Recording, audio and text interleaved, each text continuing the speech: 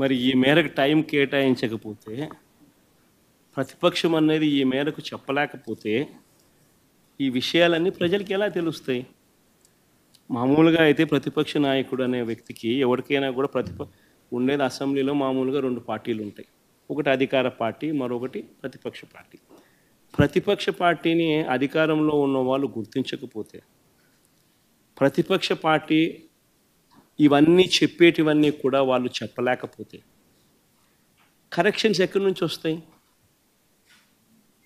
Assembly ఎందుకు నడుపుతా ఉన్నాం? ఏం సాధించడం కోసం నడుపుతా ఉన్నాం? ఎవరు కూడా నీకు వ్యతిరేకంగా మాట్లాడకూడదు, ఎవరు కూడా నీకు వ్యతిరేకంగా చెప్పకూడదు. వాళ్ళకు మైక్ ఇవ్వము, మేము 5 నిమిషాలు మాత్రమే మైక్ ఇస్తాం. 175 మందిలో నీకు ఇచ్చినట్టుగా వాళ్ళకి ఇచ్చినట్టుగా నీకు ఒకరికి మైక్ ఇస్తాము. 5 నిమిషాలు నీ టైం కట్ చేస్తాము, నీ మైక్ కట్ చేస్తాము అని అంటే ప్రజలకు ఇవన్నీ కూడా తెలియకూడదు అనే ఉద్దేశంతో అసెంబ్లీ నడుస్తూ ఉంది. కానీ మీ ద్వారా నేను ఏదైతే చెప్పానో ఇంతవరకు ఈ 1.5 అవర్ 2 గంటలు నాకు తెలియదు ఎన్ని గంటలు ప్రజెంటేషన్ అయిందో, కానీ ప్రతి విషయంలోనూ కూడా ఏది కూడా ఎవరిని కూడా ఊరికే తిట్టల. ప్రతి విషయము ఫ్యాక్ట్స్ అండ్ ఫిగర్స్తో ప్రజెంటేషన్ చేస్తాం.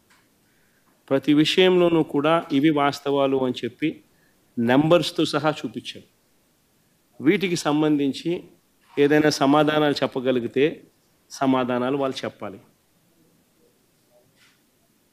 మీ ద్వారా కనీసం ప్రజలకన్నా ఈ మెసేజ్ పోయి ప్రజలందరికీ కూడా జరుగుతూ ఉన్న ఈ రాష్ట్ర పరిస్థితుల మీద ప్రజలందరికీ కూడా అవగాహన కలగాలి అని రాష్ట్ర బడ్జెట్ మీద, గవర్నర్ ప్రసంగం మీద ఒక ప్రతిపక్ష నాయకుడిగా, ఒక ప్రతిపక్ష పార్టీకి సంబంధించిన నాయకుడిగా ప్రతిపక్షం చేయాల్సిన పాత్ర అసెంబ్లీలో చేయలేని పరిస్థితుల మధ్య మీడియా ద్వారా ప్రజలకు కమ్యూనికేట్ చేసే కార్యక్రమం చేస్తూ ఉన్నాం.